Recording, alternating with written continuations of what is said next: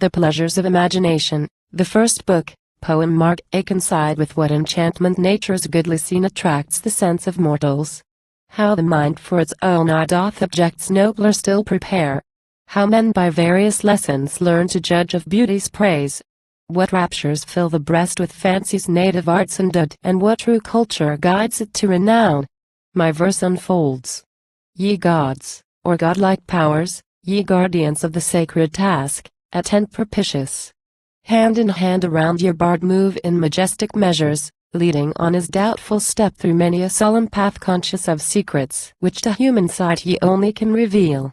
Be great in him, and let your favor make him wise to speak of all your wondrous empire, with a voice so tempered to his theme, that those, who hear, may yield perpetual homage to yourselves. Thou chief, O daughter of eternal love, whate'er thy name, or muse, or grace, adored by Grecian prophets, to the sons of heaven known, while with deep amazement thou dost there the perfect counsels read, the ideas old, of thine omniscient Father, known on earth by the still horror and the blissful tear with which thou seizest on the soul of man. Thou chief, poetic spirit, from the banks of Avon, whence thy holy fingers cull fresh flowers and dews to sprinkle on the turf where Shakespeare lies, be present, and with thee let fiction come, on her aerial wings wafting 10,000 colors, which in sport, by the light glances of her magic eye, she blends and shifts at will through countless forms, her wild creation. Goddess of the lyre whose awful tones control the moving sphere, wilt thou, eternal harmony, descend, and join this happy train? For with thee comes the guide, the guardian of their mystic rites, wise order, and, where order deigns to come, her sister, liberty, will not be far. Be present all ye genii, who conduct of youthful bards the lonely wandering step new to your springs and shades, who touch their ear with finer sounds, and heighten to their eye the pomp of nature, and before them place the fairest, loftiest countenance of things. Now thou, my Dyson, to the lay refuse thy wonted partial audience. What, though first in years unseasoned, haply are the sports of childhood yet were o'er, the adventurous lay with many splendid prospects, many charms, allured my heart, nor conscious whence they sprung, nor heedful of their end. Yet serious truth her empire o'er the calm, sequestered theme asserted soon. While falsehood's evil brood, vice and deceitful pleasure, she at once excluded, and my fancy's careless toil drew to the better cause. Maturer aid thy friendship added, in the paths of life, the busy paths, my unaccustomed feet preserving, not to truth's recess divine, through this wide argument's unbeaten space, withholding sure guidance. While by turns we tracked the sages old, or while the queen of sciences, whom manners and the mind acknowledge, to my true companion's voice not unattentive, o'er the wintry lamp inclined her scepter, favoring. Now the fates have other tasks imposed. To thee, my friend, the ministry of freedom in the faith of popular decrees, in early youth, not vainly they committed. May they sent to wait on pain, and silent arts to urge, inglorious, not ignoble. If my cares, to such as languish on a grievous bed, ease in the sweet forgetfulness of ill conciliate, nor delightless. If the muse, her shades to visit and to taste her springs, if some distinguished hours the bounteous muse impart, and grant what she and she alone can grant to mortals, that my hand those wreaths of fame and honest favor, which the blessed wear in Elysium, and which never felt the breath of envy or malignant tongues, that these my hand for thee and for myself may gather. Meanwhile, O my faithful friend, O early chosen, ever found the same, and trusted and beloved. Once more the verse long destined, always obvious to thine ear, attend, indulgent. So in latest years, when time thy head with honors shall have clothed sacred to even virtue, may thy mind, amid the calm review of seasons past, fair offices of friendship or kind peace or public zeal, may then thy mind well pleased recall these happy studies of our prime. From heaven my strains begin. From heaven descends the flame of genius to the chosen breast, and beauty with poetic wonder joined, and inspiration. Ere the rising sun shone o'er the deep, or mid the vault of night the moon her silver lamp suspended, ere the vales with springs were watered, or with groves of oak or pine the ancient hills were crowned. Then the great Spirit, whom his works adore, within his own deep essence viewed the forms, the forms eternal of created things, the radiant sun, the moon's nocturnal lamp, the mountains and the streams, the ample stores of earth, of heaven, of nature. From the first, on that full scene his love divine he fixed, his admiration. Till, in time complete, what he admired and loved his vital power unfolded into being. Hence the breath of life informing each organic frame, hence the green earth, and wild resounding waves, hence light and shade, alternate, warmth and cold, and bright autumnal skies, and vernal showers, and all the fair variety of things. But not alike to every mortal eye is this great scene unveiled. For while the claims of social life to different labors urge the active powers of man, with wisest care hath nature on the multitude of minds impressed a various bias, and to each decreed its province in the common toil. To some she taught the fabric of the sphere, the changeful moon, the circuit of the stars, the golden zones of heaven. To some she gave to search the story of eternal thought, of space, and time, of fate's unbroken chain, and will's quick movement. Others by the hand she led o'er vales and mountains, to explore what healing virtue dwells in every vein of herbs or trees.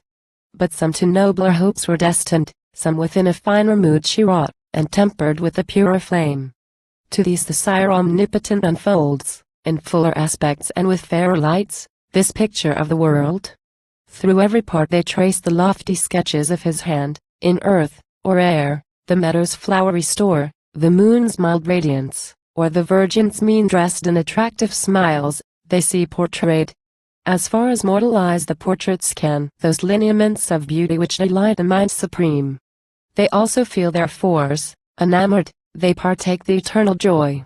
For as old Memnon's image long renowned through fabbling Egypt, at the genial touch of morning, from its inmost frame sent forth spontaneous music, so doth nature's hand, to certain attributes which matter claims, adapt the finer organs of the mind, so the glad impulse of those kindred powers of form, of color's cheerful pomp, of sound, melodious, or of motion aptly sped, detains the intelligent sense, till soon the soul feels the deep concord and ascends through all her functions.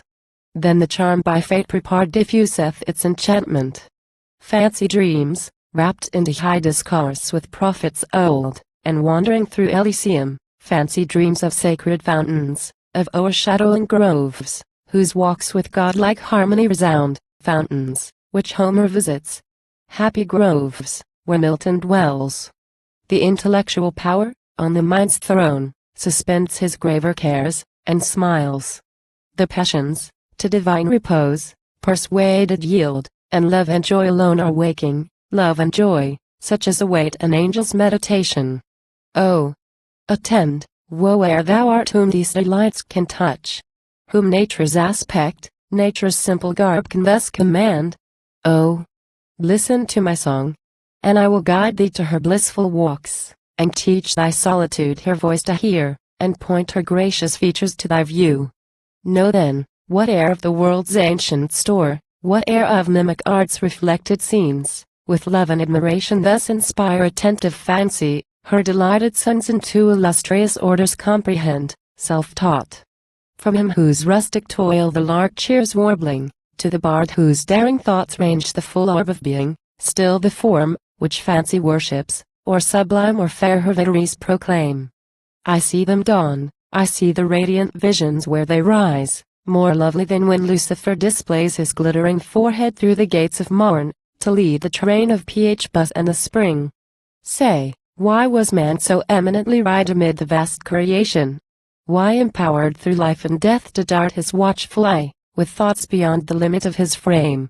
But that the Omnipotent might send him forth, in sight of angels and immortal minds, as on an ample theatre to join in contest with his equals, who shall best the task achieve, the course of nobile toils, by wisdom and by mercy preordained. Might send him forth the sovereign good to learn, to chase each meaner purpose from his breast, and through the mists of passion and of sense, and through the pelting storms of chance and pain, to hold straight on with constant heart and eye still fixed upon his everlasting palm, the approving smile of heaven? Elsewhere for burns in mortal bosoms this unquenched hope, that seeks from day to day sublimer ends. Happy, though restless? Why departs the soul wide from the track and journey of her times, to grasp the good she knows not? In the field of things which may be, in the spacious field of science, potent arts, or dreadful arms, to raise up scenes in which her own desires contented may repose. When things, which are, pall on her temper, like a twice-told tale, her temper, still demanding to be free, spurning the rude control of willful might, proud of her dangers braved, her griefs endured, her strength severely prod. To these high aims, which reason and affection prompt in man, not adverse nor unapt hath nature framed his bold imagination. For, amid the various forms which this full world presents like rivals to his choice, what human breast e'er doubts, before the transient and minute, to prize the vast, the stable, the sublime?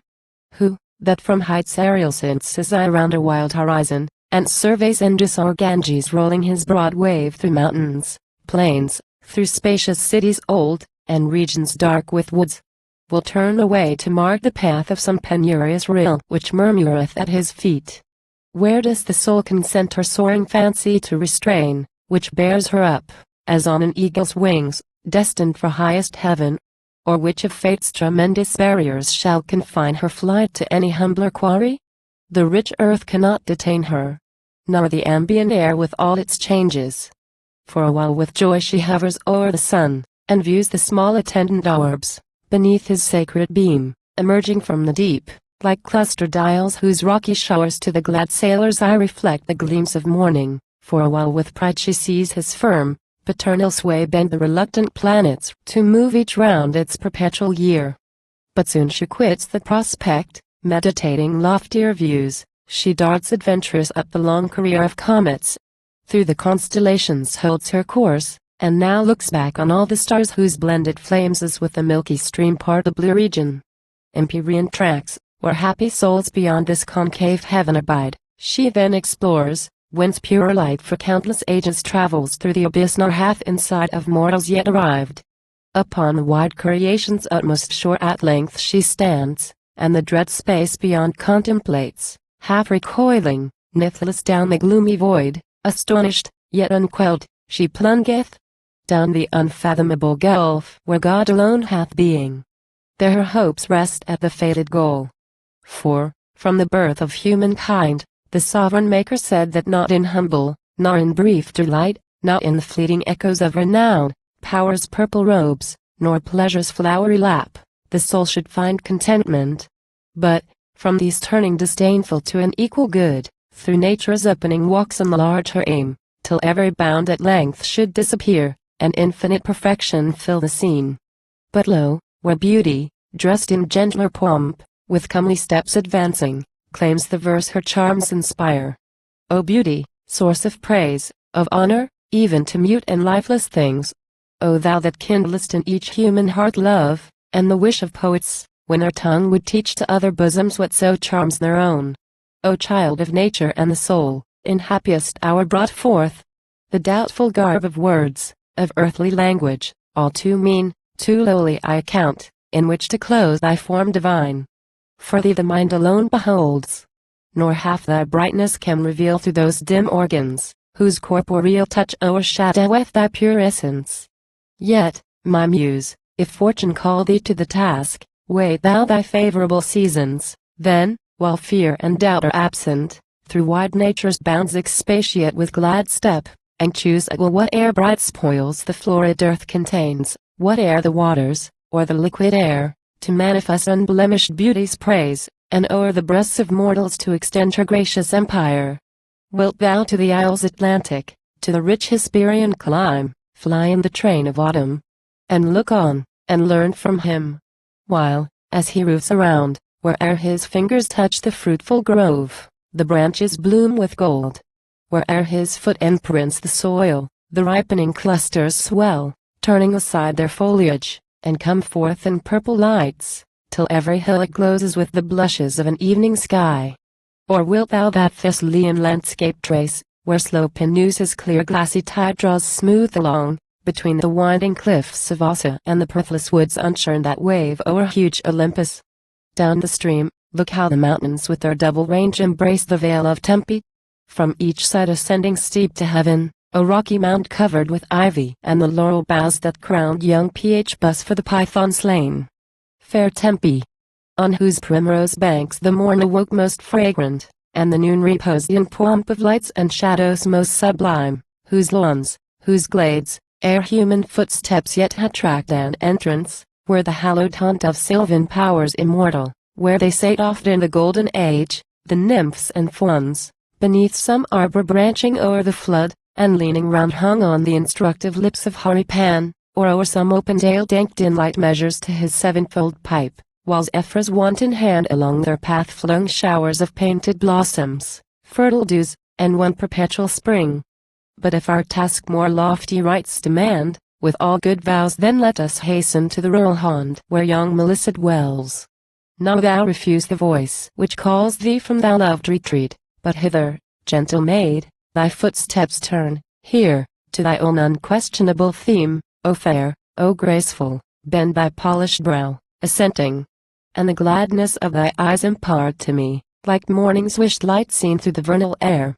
By yonder stream, where beech and elm along the bordering mead send forth wild melody from every bough, together let us wander. Where the hills covered with fleeces to the lowing vale reply, where tidings of content and peace each echo brings. Lo, how the western sun o'er fields and floods, o'er every living soul, diffuseth glad repose. There while I speak of beauty's honors, thou, Melissa, thou shalt hearken, not unconscious.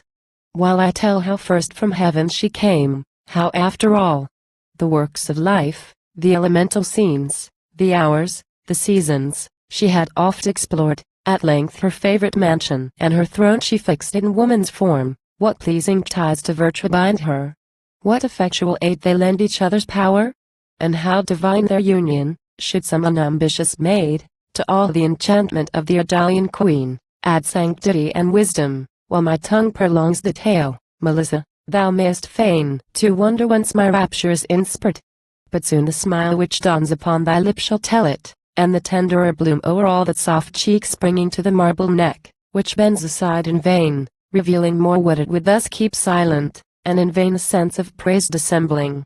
Than my song great nature's winning arts, which thus inform with joy and love the rugged breast of man, should sound in numbers worthy of such a theme, while all whose souls have ever felt the force of those enchanting passions, to my lyre should throng attentive, and receive once more their influence, unobscured by any cloud of vulgar care, and purer than the hand of fortune can bestow, nor, to confirm their sway, should awful contemplation scorn to join his dictates to the genuine strain of pleasure's tongue. Nor yet should pleasure's ear be much averse. Ye chiefly, gentle band of youths and virgins, who through many a wish and many a fond pursuit, as in some scene of magic bright and fleeting, are allured by various beauty. If the pleasing toil can yield a moment's respite, hither turn your favorable ear, and trust my words. I do not mean, on blessed religion's seat presenting superstition's gloomy form, to dash your soothing hopes. I do not mean to bid the jealous thunderer fire the heavens, or shapes infernal rend the groaning earth, and scare you from your joys. My cheerful song with happier omens calls you to the field, pleased with your generous ardor in the chase, and warm like you. Then tell me, for ye know, doth beauty ever deem to dwell where use and aptitude are strangers? Is her praise confessed in aught whose most peculiar ends are lame and fruitless? Or did nature mean this pleasing call the herald of a lie, to hide the shame of discord and disease, and win each fond admirer into snares, foiled, baffled? No. With better providence the general mother, conscious how infirm her offspring tread the paths of good and ill, thus, to the choice of credulous desire, doth objects the completest of their tribe distinguish and commend. Yon flowery bank clothed in the soft magnificence of spring, will not the flocks approve it? Will they ask the reedy fen for pasture? That clear rill which trickleth murmuring from the mossy rock, yields it less wholesome beverage to the worn and thirsty traveler, than the standing pool with muddy weeds o'ergrown? Yon ragged vine whose lean and sullen clusters mourn the rage of Eurus, will the wine press or the bowl report of her, as of the swelling grape which glitters through the tendrils, like a gem when first it meets the sun? Or what are all the various charms to life and sense adjoined? Are they not pledges of a state entire, where native order reigns, with every part in health, and every function well performed? Thus then at first was beauty sent from heaven, the lovely mistress of truth and good in this dark world. For truth and good are one, and beauty dwells in them, and they in her, with like participation. Wherefore then, O sons of earth, would ye dissolve the tie? Oh! Wherefore with the rash and greedy aim seek ye to rove through ever flattering scene which beauty seems to deck, nor once inquire where is the suffrage of eternal truth, or where the seal of undeceitful good, to save your search from folly? Wanting these, lo, beauty withers in your void embrace, and with the glittering of an idiot's toy did fancy mock your vows. Nor yet let hope, that kindliest inmate of the youthful breast, be hence appalled, be turned to coward sloth sitting in silence, with dejected eyes and curious and with folded hands. Far less let scorn of wild fantastic folly's dreams or hatred of the bigot's savage pride persuade you ere that beauty, or the love which waits on beauty, may not brook to hear the sacred lore of undeceitful good and truth eternal.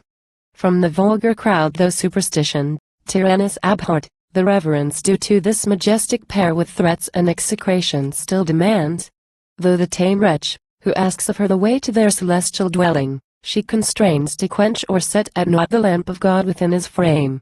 Through many a cheerless wild though forth she leads him credulous and dark and odd with dubious notion. Though at length haply she plunge him into cloistered cells and mansions unrelenting as the grave of midnight. There, amid the screaming owl's dire song, with specters or with guilty shades to talk of pangs and everlasting woe. Yet be not ye dismayed. A gentler star presides o'er your adventure. From the bower where wisdom sate with her Athenian sons, could but my happy hand entwine a wreath of Plato's olive with the Mantuan bay, then for what need of cruel fear to you whom godlike love can well command? Then should my powerful voice at once dispel those monkish horrors, should in words divine relate how favored minds like you inspired, and taught their inspiration to conduct by ruling heaven's decree, through various walks and prospects various, but delightful all, move onward. While now myrtle groves appear, now arms and radiant trophies, now the rods of empire with the curule throne, or now the domes of contemplation and the muse. Led by that hope sublime, whose cloudless eye through the fair toils and ornaments of earth discerns the nobler life reserved for heaven, favored alike they worship round the shrine where truth conspicuous with her sister twins, the undivided partners of her sway, with good and beauty reigns. Oh! Let not us by pleasure's lying blandishments detained, or crouching to the frowns of bigot rage, oh! Let not us one moment pause to join that chosen band. And if the gracious power, who first awakened my untutored song, will to my invocation grant anew the tuneful spirit, then through all our paths ne'er shall the sound of this devoted lyre be wanting.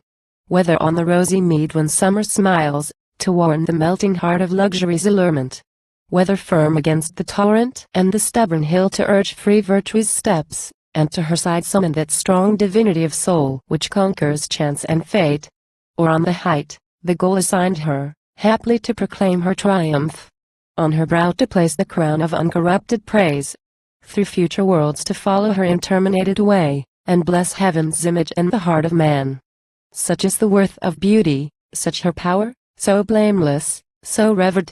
It now remains, in just gradation through the various ranks of being, to contemplate how her gifts rise in due measure, watchful to attend the steps of rising nature. Last and least, in colors mingling with a random blaze, doth beauty dwell. Then higher in the forms of simplest, easiest measure, in the bounds of circle, cube, or sphere. The third ascent to symmetry adds color, thus the pearl shines in the concave of its purple bed, and painted shells along some winding shore catch with indented folds the glancing sun. Next, as we arise, appear the blooming tribes which clothe the fragrant earth, which draw from her their own nutrition, which are born and die. Yet, in their seed, immortal, such the flowers with which young Maya pays the village maids that hail her natal morn, and such the groves which blithe Pomona rears on Viga's bank, to feed the bowl of Ariconian swains who quaff beneath her branches. Nobler still is beauty's name where, to the full consent of members and of features, to the pride of color, and the vital change of growth, life's holy flame with piercing sense is given, while active motion speaks the tempered soul, so moves the bird of Juno, so the steed with rival swiftness beats the dusty plain, and faithful dogs with eager airs of joy salute their fellows. What sublimer pomp adorns the seat where virtue dwells on earth, and truth's eternal daylight shines around? What poem belongs to man's imperial front, and woman powerful with becoming smiles, chief of terrestrial natures? Need we now strive to inculcate? Thus hath beauty there her most conspicuous praise to Matterland, where most conspicuous through that shadowy veil breaks forth the bright expression of a mind, by steps directing our enraptured search. To him, the first of minds, the chief, the soul, from whom, through this wide, complicated world, did all her various lineaments begin, to whom alone, consenting and entire, at once their mutual influence all display. He, God Most High, bear witness, earth and heaven, the living fountains in himself contains of beauteous and sublime. With him enthroned our days or years trod their ethereal way, in his supreme intelligence enthroned, the Queen of Love holds her unclouded state, Urania. Thee, O Father, this extent of matter? Thee the sluggish earth and tract of seas, the heavens and heavenly splendors feel pervading, quickening, moving. From the depth of thy great essence, forth didst thou conduct eternal form, and there, where chaos reigned, gavest her dominion to erect her seat, and sanctify the mansion. All her works well pleased thou didst behold. The gloomy fires of storm or earthquake, and the purest light of summer. Soft Campania's newborn rose and the slow weed, which pines on Russian hills, comely alike to thy full vision stand, to thy surrounding vision, which unites all the senses and powers of the great world in one sole order, fair alike they stand, as features well consenting, and alike record by nature ere she could attain her just resemblance to the perfect shape of universal beauty, which with thee dwelt from the first. Thou also, ancient mind, whom love and free beneficence await in all thy doings. To inferior minds, thy offspring, and to man, thy youngest son, refusing no convenient gift nor good. Their eyes didst open, in this earth, you in heaven, those starry worlds, the countenance divine of beauty to behold. But not to them didst thou her awful magnitude reveal, such as before thine own unbounded sight she stands. For never shall created soul conceive that object, nor, to all their kinds, the same in shape or features didst thou frame her image. Measuring well their different spheres of sense and action, thy paternal hand hath for each race prepared a different test of beauty, owned and reverenced as their guide most apt, most faithful. Thence informed, they scan the objects that surround them, and select, since the great whole disclaims their scanty view, each for himself selects peculiar parts of nature. What the standard fixed by heaven within his breast approves, acquiring thus a partial beauty, which becomes his lot. A beauty which his eye may comprehend, his hand may copy, leaving, O Supreme, O thou whom none hath uttered, leaving all to thee that infinite, consummate form, which the great powers, the gods around thy throne and nearest to thy counsels, know with thee forever to have been. But who she is, or what her likeness, know not. Man surveys a narrower scene, where, by the mixed defect of things corporeal in his passive mind, he judgeth what is fair. Corporeal things the mind of man impel with various powers, and various features to his eye disclose. The powers which move his sense with instant joy, the features which attract his heart to love, he marks, combines, reposits. Other powers and features of the self-same thing, unless the beauteous form, the creature of his mind, request their close alliance, he o'erlooks forgotten. Or with self-beguiling zeal, whene'er his passions mingle in a work, half alters, half disowns. The tribes of men thus from their different functions and the shapes familiar to their eye, with art obtain, unconscious of their purpose, yet with art obtain the beauty fitting man to love, whose proud desires from nature's homely toil oft turn away, fastidious, asking still his mind's high aid, to purify the form from matter's gross communion, to secure forever, from the meddling hand of change or rude decay, her features, and to add whatever ornaments may suit her mien, where'er he finds them scattered through the paths of nature or of fortune. Then he seats the accomplished image deep within his breast, reviews it, and accounts it good and fair. Thus the one beauty of the world entire, the universal Venus, far beyond the keenest effort of created eyes, and their most wide horizon, dwells enthroned in ancient silence. At her footstool stands an altar burning with eternal fire unsullied, unconsumed. Here every hour, here every moment, in their turns arrive her offspring. An innumerable band of sisters, comely all, but differing far in age, in stature, and expressive mien, more than bright Helen from her new-born babe. To this maternal shrine in turns they come, each with her sacred lamp, that from the source of living flame, which here immortal flows, their portions of its luster they may draw for days, or months, or years. For ages, some, as their great parents' discipline requires.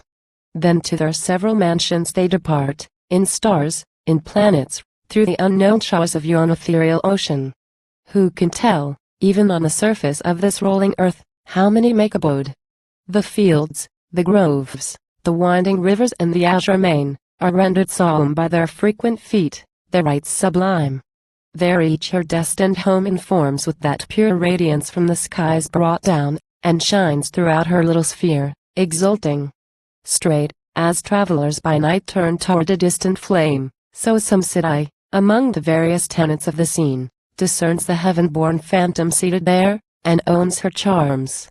Hence the wide universe, through all the seasons of revolving worlds, bears witness with its people, gods and men, to beauty's blissful power, and with the voice of grateful admiration still resounds, that voice, to which is beauty's frame divinest is the cunning of the master's hand to the sweet accent of the welchaned lyre. Genius of ancient Greece, whose faithful steps have led us to these awful solitudes of nature and of science. Nurse revered of generous counsels and heroic deeds. Oh, let some portion of thy matchless praise dwell in my breast, and teach me to adorn this unattempted theme. Nor be my thoughts presumptuous counted, if amid the calm which Hesper sheds along the vernal heaven, if I, from vulgar superstitions walk, impatient steal, and from the unseemly rites of splendid adulation, to attend with hymns thy presence and the sylvan shade, by their malignant footsteps unprofaned. Come, O renowned power! Thy glowing mien such, and so elevated all thy form, as when the great barbaric lord, again and yet again diminished, hid his face among the herd of satraps and of kings, and, at the lightning of thy lifted spear, crouched like a slave. Bring all thy martial spoils, thy palms, thy laurels, thy triumphal songs, thy smiling band of arts, thy godlike sires of civil wisdom, thy unconquered youth after some glorious day rejoicing round their new erected trophy. Guide my feet through fair Lassume's walk, the olive shades of Academus, and the sacred vale haunted by steps divine, where once beneath that ever-living Platon's ample boughs issues, by Socratic sounds detained, on his neglected urn attentive lay. While Boreas, lingering on the neighboring steep with beauteous Orythia, his love tale in silent awe suspended. There let me with blameless hand, from thy unenvious fields, transplant some living blossoms, to adorn my native clime, while, far beyond the meed of fancy's toil aspiring, I unlock the springs of ancient wisdom, while I add what cannot be disjoined from beauty's praise thy name and native dress, thy works beloved and honored, while to my compatriot youth I point the great example of thy sons, and tune to Attic themes the British lyre.